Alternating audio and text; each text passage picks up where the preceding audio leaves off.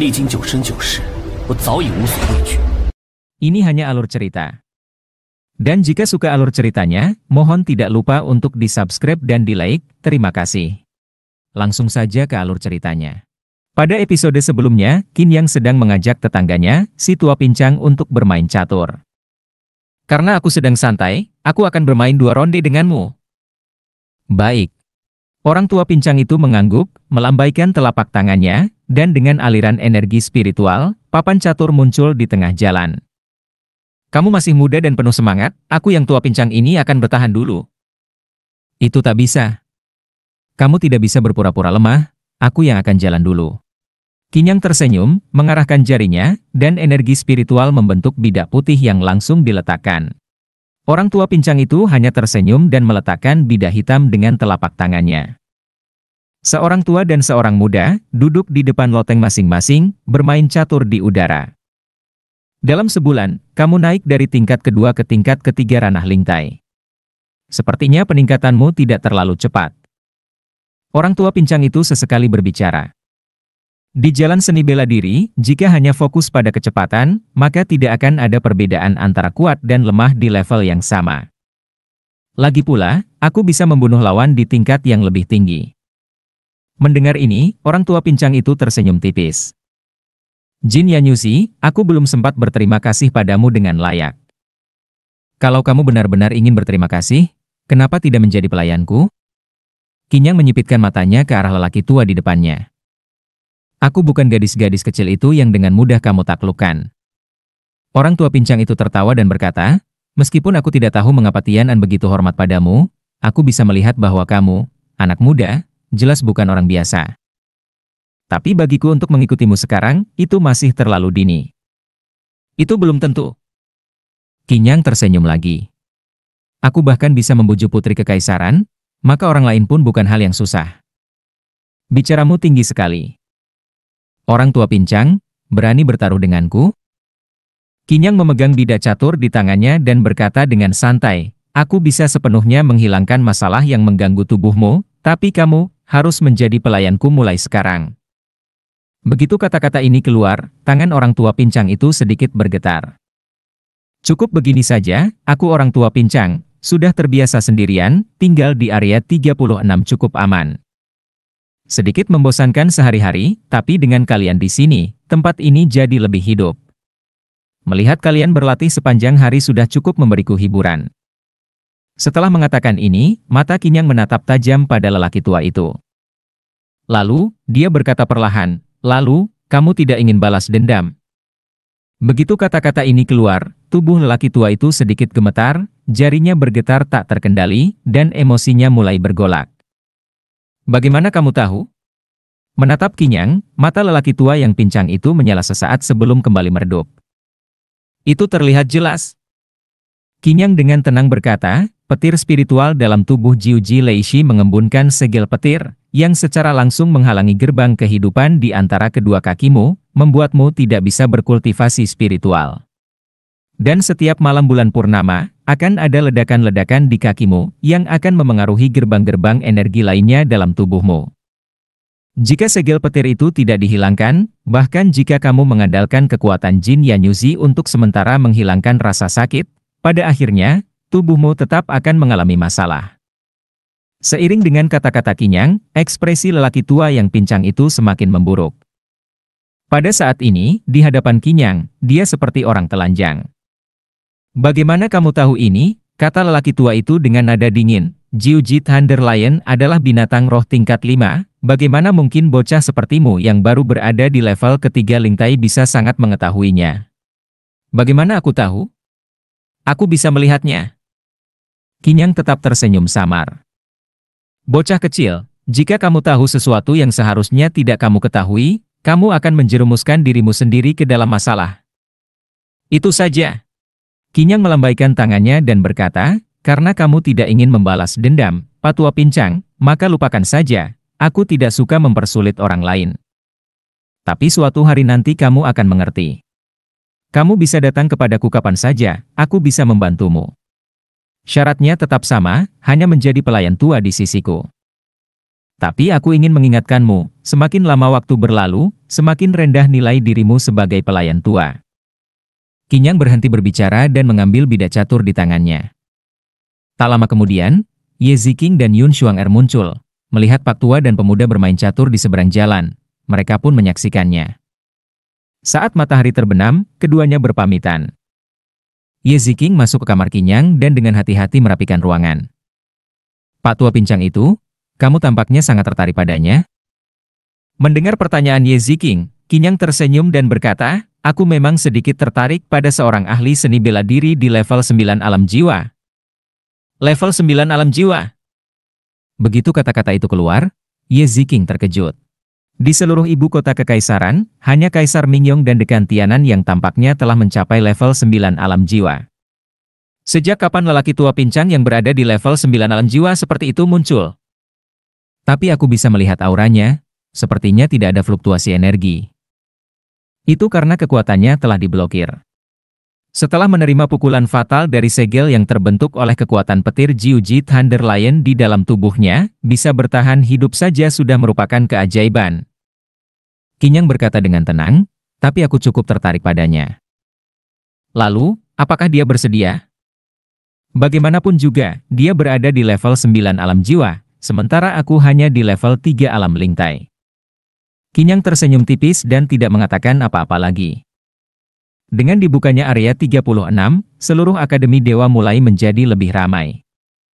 Nama Qinyang semakin dikenal dan banyak murid yang berterima kasih kepadanya. Di Akademi Dewa, terdapat banyak kelompok murid, dan banyak dari kelompok ini yang suka menindas yang lebih lemah. Namun kali ini, setelah area 36 dibuka, ditetapkan bahwa para murid dari kelompok-kelompok tersebut tidak diizinkan untuk masuk dan berlatih di sana. Beberapa murid tidak bisa menahan diri untuk bertepuk tangan gembira. Namun, di sisi lain, keputusan ini juga membuat banyak murid dalam, murid roh, dan para anak roh marah. Di dalam geng putra surga, Xu Fang, Qin Yihang, Zhan Chang, dan Shan Yu duduk bersama. Sebagai murid roh, keempatnya berada di level 8 atau 9 alam lingtai, dan cukup terkenal di antara para murid spiritual. Xu Fang mendengus kesal, Qinyang ini semakin lama semakin sombong. Jelas dia menentang geng murid kita. 3 orang lainnya mengangguk setuju. Qin Yihang berkata dengan tenang, sepertinya kita harus melakukan sesuatu. Bagus. Zhan Chang juga mengangguk dan berkata, tapi kita perlu perencanaan yang matang kali ini. Jangan terburu-buru, kita tunggu dulu. Baik. Keempatnya mengangguk serempak. Tidak masalah jika mereka tidak bertindak. Tetapi jika mereka bertindak, maka serangan itu harus fatal dan membuat Qinyang tidak dapat melawan. Di sisi lain, di geng pedang surga yang terkenal di Akademi Dewa, juga sedang berlangsung perdebatan internal. Ketua geng pedang surga, bernama Jian Chunyi, adalah seorang anak roh dengan status bangsawan. Saat ini, beberapa sosok di bawah berbicara dengan suara rendah. Cukup. Tiba-tiba, Jian Chunyi angkat bicara. Qinyang itu hanya berada di tahap lingtai. Kenapa kalian begitu takut? Yang ingin menyingkirkannya bukan hanya geng pedang surga kita. Aku rasa geng putra surga lebih ingin menyingkirkannya. Jian Chunyi berbicara dengan tenang, dan beberapa orang yang hadir terdiam. Kakak.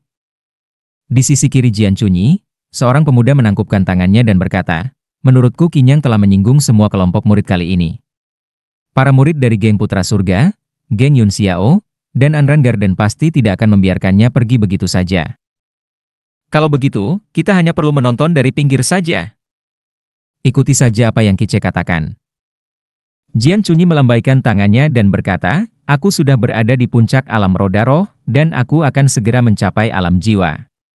Saat itu, bahkan jika berhadapan dengan putra surga, aku tidak akan takut. Selamat, Ketua.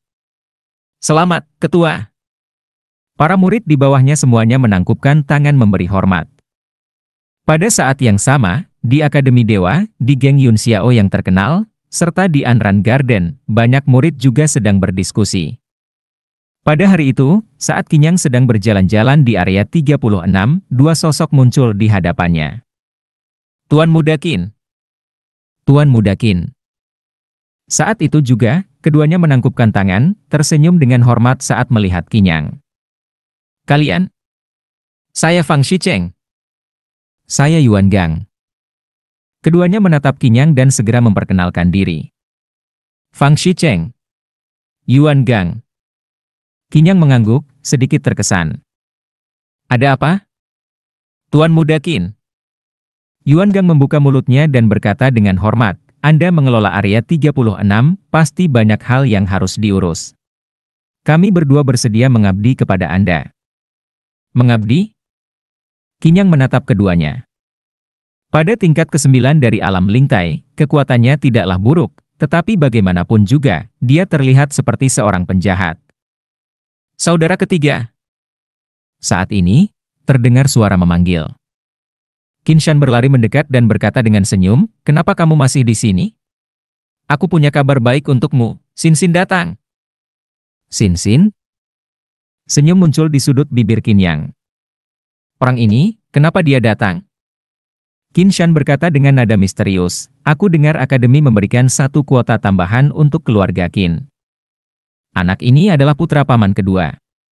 Ayahku mungkin memberikan kuota itu padanya. Dia baru saja diterima hari ini, ayo kita lihat bersama. Baiklah. Qin Yang tersenyum tipis.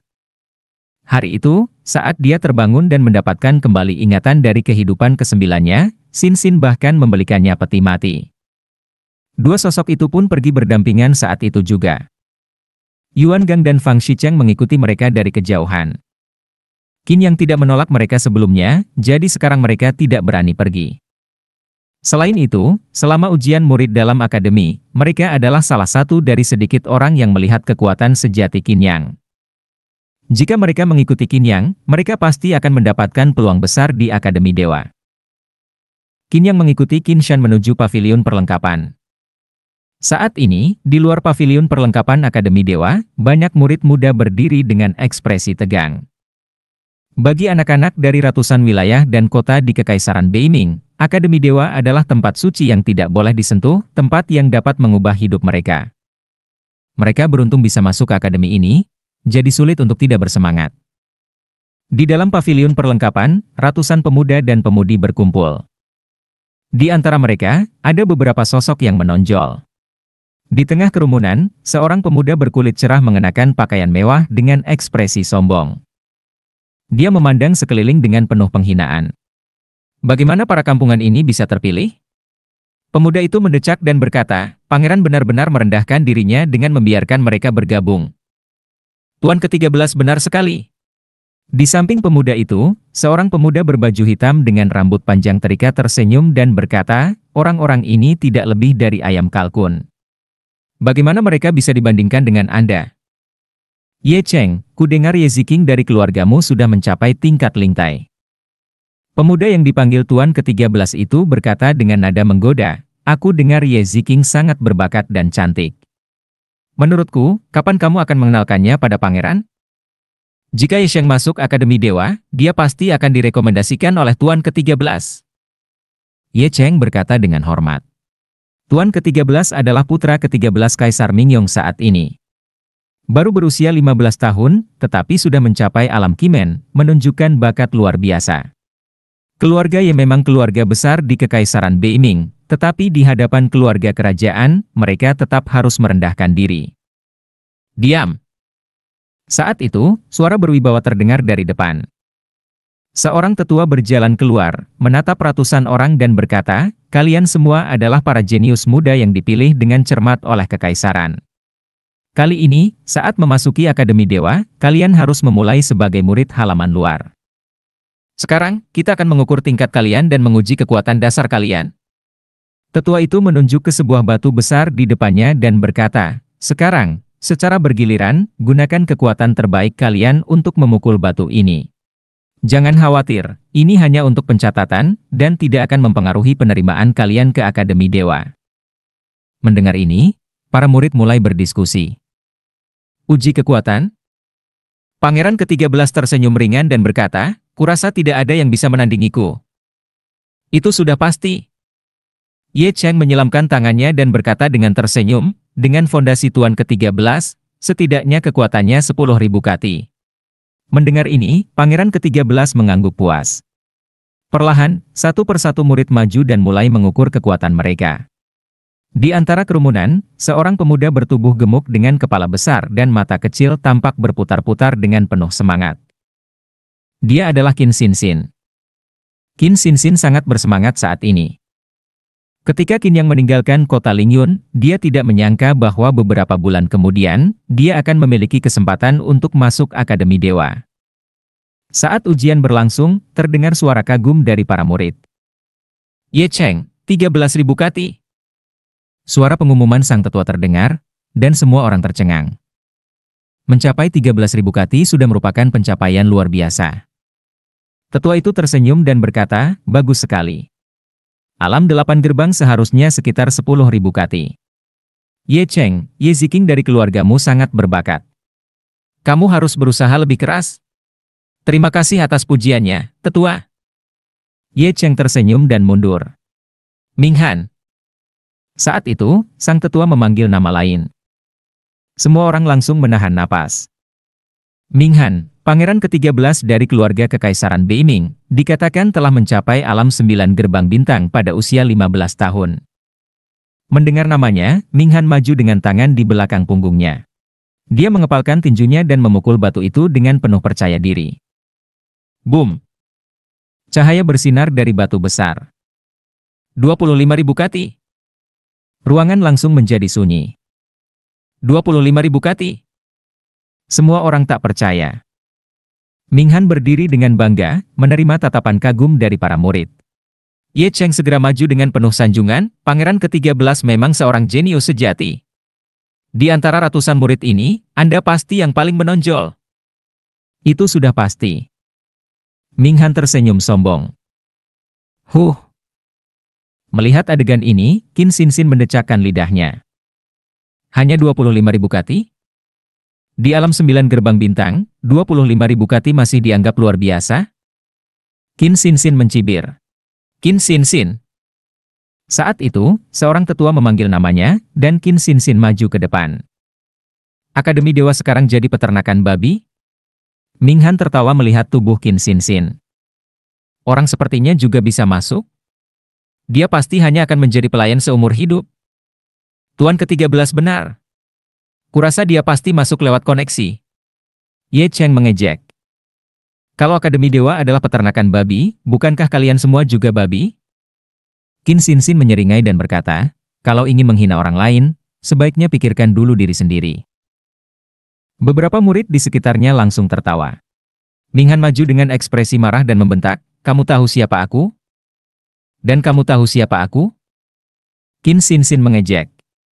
Semua murid di Akademi Dewa setara, tak ada yang lebih tinggi dari yang lain. Kamu cari mati. Diam. Saat itu, tetua tiba-tiba berteriak keras. Terima kasih sudah menonton videonya. Dan sampai jumpa di episode berikutnya.